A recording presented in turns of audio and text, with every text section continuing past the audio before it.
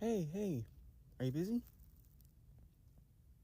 Well, I'm sure this won't take too much of your time. Come on. No, I swear. It won't be that long. Remember that map I showed you? Yeah, well, it turns out I've actually seen it before. What do you call that map? It's more like a geography thing. Ooh, this is the fun part about it all. Come on. Look at it. Yes. But if you think about it, it would be 11 or 13. Yeah, 13 if you add Greenland, and if Alaska had gained independence from Russia, it'd be 13. But I wonder how much that would last. That should make it to be 12. But I mean, if Greenland was honestly gain independence and join the EU, then why isn't Iceland part of America? Honestly, it's in the Atlantic. You might as well just call yourself the Atlantic Trade Company. But honestly, if Greenland was to gain independence, would they even consider being a part of the Americas? Or just another EU wannabe, like Turkey? Okay, enough about that. This isn't really important. I want you to look at this image. Yes, this image. Come on. I don't know how old it is, but it's gotta be older than a year, maybe 3. I'm going over this with you because it's fun. I bet your geography or history teacher didn't share this with you. Okay, now I can begin. That's fine.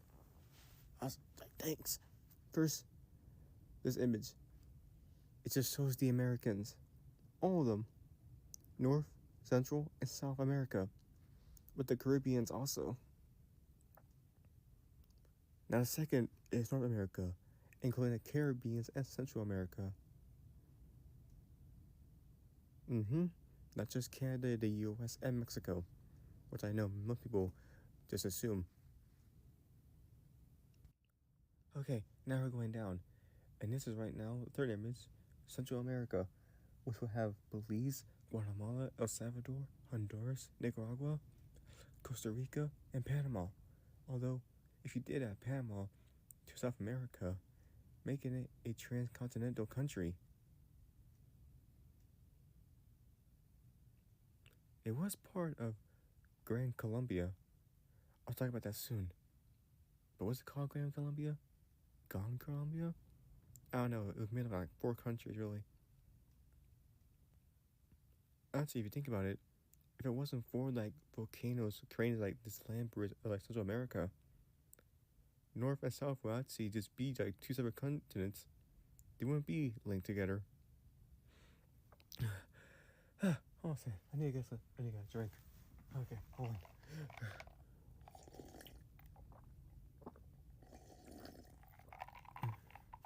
Yeah. Okay. Let me cut my breath for a second. Okay. I'm fine.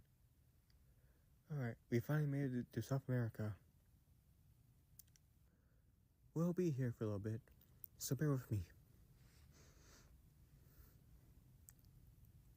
Like I said, it won't take that long. You can finish what you need to later. It's not like I drag you out of your room all the time. I'll skip a page and go to Hispanic America, which is Mexico, most of Central and South America, Cuba, Dominican Republic, and Puerto Rico, and some other islands in the Caribbean islands as well. Yes, I said most of South and Central America. Because believe it or not, Belize is English. A weird dialect, but English. And there are 3 other countries besides Brazil that isn't Hispanic. I'll get to them soon.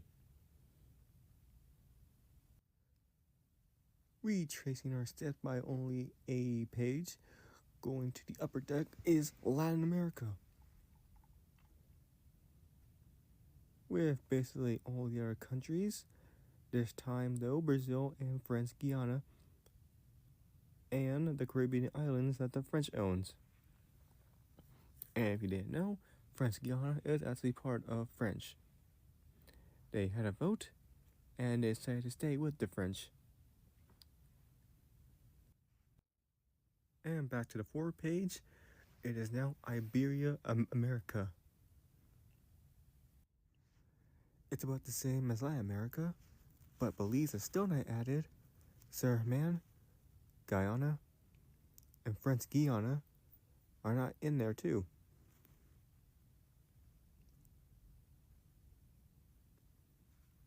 Unofficially, though, it's called the Iberian America. I believe this is because most of the countries speak Spanish or Portuguese, which is why Brazil is added on. Although, if you do look at the Iberian Peninsula, the southern tip of France is actually bordered in it, just above Spain, and Gibraltar is controlled by the English. So basically, if you wanted to, you could incorporate the French and the English-speaking parts of South America in there as well. And yes, it does include the Caribbeans that speak Spanish, but I don't know any Caribbean islands that speak Portuguese. Okay, we're actually going to skip another page and just move on to Middle America, so that way we can be like done with most of South America. Which Middle America is basically all the Caribbean, Mexico, all Central, and Colombia and Venezuela. Although I don't know why they didn't add Ecuador. I guess they didn't find it middle enough. Well, anyways, since the previous four were part of Grand Colombia, it makes sense they have similar flags. Well, mine's Panama, which has a different flag. Like the former Yugoslavian countries. Yeah, come on, Ecuador, Colombia, and Venezuela have similar flags. And basically, if you go back to that Yugoslavia, half of them were actually part of the Austro-Hungarian Empire. Or Austrian Empire, really. We can now finally move on to one of our easiest ones. Phew, a lot of wind outside. Anglo-America. Which, as you can believe it, is really just the English parts. Most of Canada, the US, Guyana, and Caribbean islands. You know, the ones that speak English. Or actually are part of the United Kingdom. Which would actually have to include the Falkland.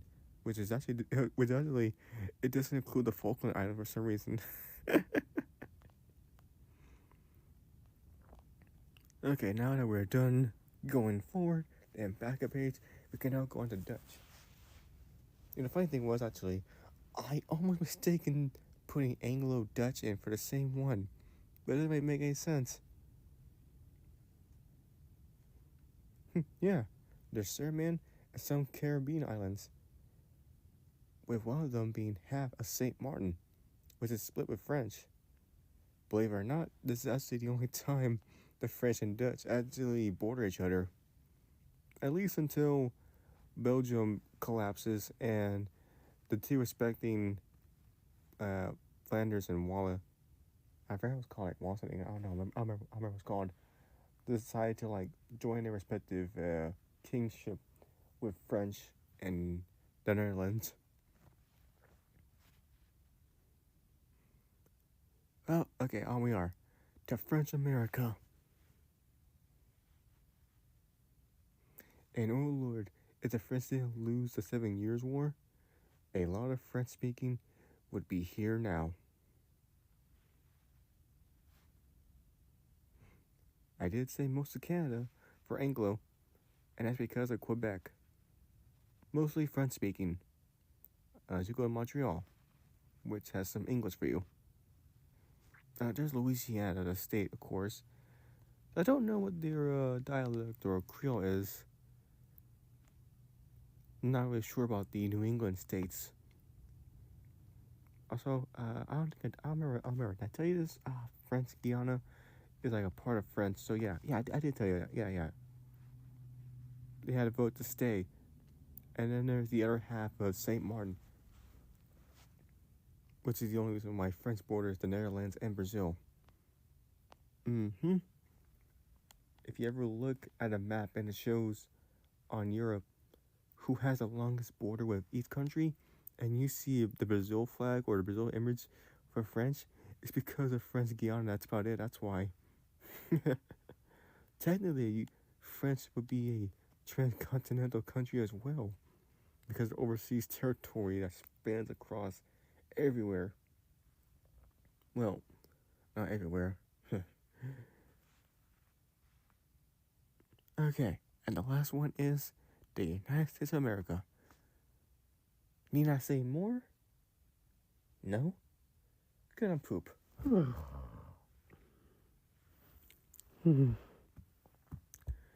Yeah, that's kind of it. I just want to show you all that interesting a bit stuff. It's not like I ever get to do this all the time.